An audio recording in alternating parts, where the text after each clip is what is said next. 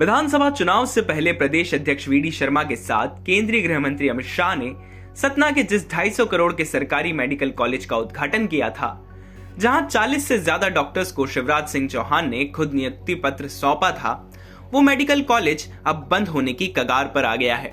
अब इस medical college की हालत इतनी खराब है कि यहाँ पर शिक्षकों को 6 महीने से वेतन नहीं मिला है, जिसका विरोध करने के लिए 15 डॉक्टर अब काली पट्टी बांधकर सेवाएं दे रहे हैं। सर्जरी विभाग में विभाग प्रमुख हूँ मैं, और विगत 6 महीने से मैं और मेरी टीम, साथ ही मेरे 42 के आसपास फैकल्टीज जो चिकित्सा महाविद्यालय सतना में पदस्थ हैं, ये अपनी सेवाएं दे रहे हैं।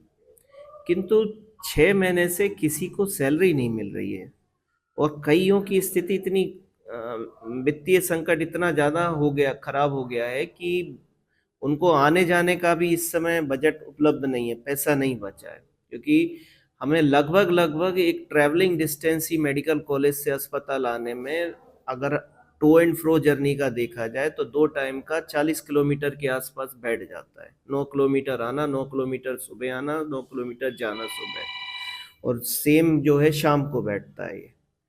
तो ऐसी स्थिति में मानसिक रूप से सभी का जो है स्तर काफ़ी नीचे गिर गया है। काम करने की ओवरऑल क्षमता सबकी कम हो रही है। हमसे ज़्यादा दुख भरी स्थिति तो हमारे क्लास 3 क्लास 4 की स्टेटस है। उन बेचारों को 4 महीने से तनख्वाह नहीं मिली। उनका तो मुझे लगता भी नहीं कि कोई बहुत बड़ा बजट उनके पास स्टोर रहता होगा। उनमें से कई उन्होंने बेचारे ने गोपनीय तरीके से वहीं लोकल स्तर पर विरोध किया, लेकिन उनकी बात शासन प्रशासन तक शायद पहुंच ही नहीं पाई। वहीं 6 महीने से वेतन न मिलने को लेकर जब मेडिकल कॉलेज के डीन से बात की गई तो उन्होंने सफाई देते हुए कहा कि नवंबर से कॉलेज की शुरुआत हुई, कुछ कारणों की वजह से ही वेतन मिलने में देरी हुई, लेकिन अब जल्द ही सबको वेतन मिल जाएगा।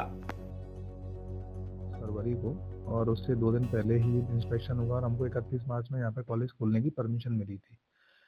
जो एनएमसी की नॉर्म्स है उसके हिसाब से उसमें है कि सभी जो चिकित्सक हैं उनका बायोमेट्रिक अटेंडेंस होना चाहिए। तो जो नोटिस मिला था वो ये मिला था कि बायोमेट्रिक अटेंडेंस फैकल्टी की नहीं लगाई जा रही है, तो क्यों ना नियमानुसार कार्यवाही की जाए। आप अपना 7 दिवस में अपना जो स्पष्टीकरण दें। तो मैंने उसको विधिवत 7 जो टाइमलाइन दी गई थी उसमें उसका स्पष्टीकरण भी प्रस्तुत किया था, और उसके बाद विद इन टाइम लिमिट हमने फिर उनसे एक रिक्वेस्ट की थी कि हमको 8 दिन का और समय दिया जाए, क्योंकि कॉलेज नया है, कई बार प्रोक्योरमेंट की प्रॉब्लम रहती है, और अगस्त तक तो फैकल्टी नहीं थे, फैकल्टी भी अगस्त में आए थे, तो टाइम दिया जाए। तो फिर उसके बाद हमने मशीन लगा के, और 18 नवंबर से विधिवत सब लोग बायोमेट्रिक अटेंडेंस लगा रहे हैं। दूसरा पॉइंट आपने जो बताया कि सैलरी का, तो जब अगस्त में लोगों ने ज्वाइन किया था तो कॉलेज का क्योंकि डीडीओ कोड नहीं बना था, उसकी फॉर्मेलिटीज़ भी बहुत सारी रहती हैं, तो वो चीज़ें थी यहाँ पे। क्योंकि एनपीएस अकाउंट नहीं था, जब खुल गया उसके बाद एनपीएस अकाउंट खुलवाया, फिर सारे एम्प्लॉयज़ को एम्प्लॉय कोड जनरेट कराना, मैपिंग कराना, ये सब चीज़ भी चल रही थी। साथ साथ शासन स्तर से हमारे तरफ से निरंतर इसका प्रयास किया जा रहा था कि सैलरी के लिए बजट उपलब्ध करा दिया जाए। तो उसमें जब 5 महीने गुजर गए, उसके बाद जब हमारे फैकल्टी ने थोड़ा सा उसमें विरोध जताते हुए उसमें जब काली पट्टी बांध के काम किया, तो हमने फिर हायर अथॉरिटीज़ को बताया कि ऐसा ऐसा होने जा रहा है। तो उन्होंने उसके बाद तुरंत बजट का प्रावधान किया, और अभी बजट हमको इतना प्राप्त हो गया है कि मार्च तक जितने फैकल्टी हमारे काम कर रहे हैं उनको सैलरी में कोई बाधा उत्पन्न नहीं होगी। उसकी प्रोसेस की जा रही है, और 1 आध दिन में उनकी सैलरी उनके अकाउंट में पहुंच जाएगी। आपको बता दें कि राष्ट्रीय चिकित्सा आयोग ने इस कॉलेज को अक्टूबर में नोटिस थमा दिया था। मेडिकल कॉलेज के नियमानुसार कॉलेज में पर्याप्त स्टाफ नहीं है। नोटिस में साफ तौर पर मान्यता रोकने की बात कही है, जिसको लेकर इस महीने ही टीम निरीक्षण करने पहुंचेगी।